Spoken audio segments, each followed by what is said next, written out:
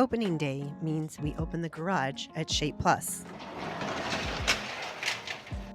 And just because our baseball team only has about a 30% chance of winning this home opener doesn't mean you can't ponder the beauty of the new Broncos stadium while you're burning rubber down the alley. So tire flipping is one of the most beneficial movements you can do to build explosive power while working your posterior chain, core, and upper body all in one lift. It also makes you feel like you're dying a slow death, but these are the moments when I always remind my clients that you feel the most alive. And I'm going to go through a few tips to help make this experience the very best it can be, right down to the very last flip. This is for anyone who wants to flip the tire for time. Often when you're racing up and down the alley, afterwards you'll notice there's a metallic taste in your mouth accompanied with excessive coughing, and this is caused by red blood cells that are leaking into the alveoli of your lungs. It happens when your blood pressure gets excessively high, and the best thing you can do to help mitigate that would be to do a proper warm-up. So hop on the treadmill or the rower for a couple of minutes before you get started. The next thing you want to include is some mobility work, because we're not just taking down a gazelle here, you do have to limber up. First is bird dogs.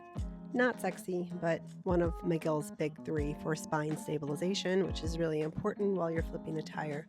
You want to make sure you go through the movement slowly and intentionally and do about 10 reps.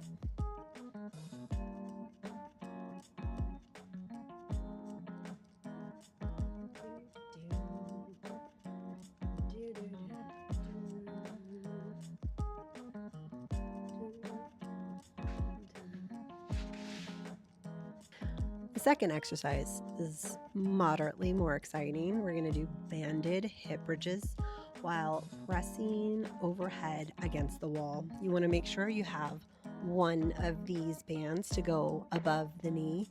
And before you initiate the movement, you want to breathe and brace through your pelvic floor and get all of the vertebrae on your spine flat on the mat before you raise your hips up.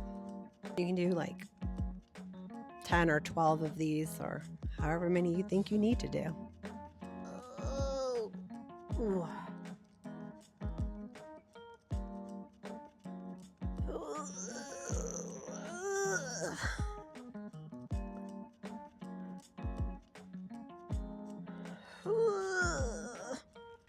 Lastly, you want to get down into a low static squat. This is going to help to open up your hips and loosen up the lower leg muscles for your ankle mobility. The objective here when you're flipping the tire, your posture, you want it to look more like this when you reach down to grab it, underneath, spine nice and straight, chest up with your sternum perpendicular. You want to make sure that you're not looking like this. You don't want to look like this while you're picking it up. So now we're ready to flip the tire. We're going to go through a few cues that will help you get down and back the alley efficiently without injuring your back. First, you want to make sure you step close to the tire. You never want to lift anything far away from your body. You want to get really close where your legs are brushing. You always keep your chest up as you go down. Brace your core, and just as I do with a sumo deadlift, you want to imagine that you are driving the floor apart with your feet as you come up. Quick momentum from hip extension, and that will help you to get your knee under the tire, which is going to help you propel it forward.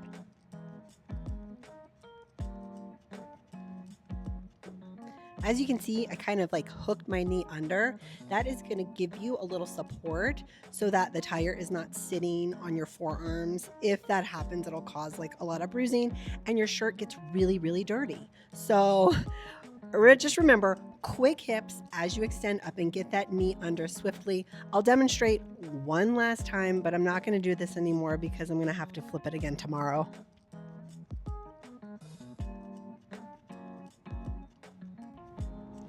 So if you've made it to the halfway point, you will recognize that it's uphill. The rule is it has to cross the plane right here.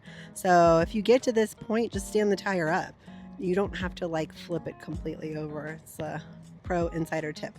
Now, on the way back, it's downhill. So it literally is downhill from here. You're going to flip it all the way down, and you have to hit the finish line at the end. Inevitably, someone will come up to you while you're flipping the tire and ask why you're not rolling it down the alley.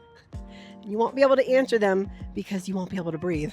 So if you want to go full beast mode, down and back in the alley in under 5 minutes is a pretty good goal. Typically, whenever people get to the finish line, you will see one last flip. So that's all I got for you. Just recapping everything you want to make sure before you get started. You do a brief warm-up on the treadmill or the rower for a couple minutes. Then you can do some mobility drills. We did bird dogs, bridges against the wall, and some static squats. And then after you finish, probably also a good idea to do a little cool down and possibly some stretching.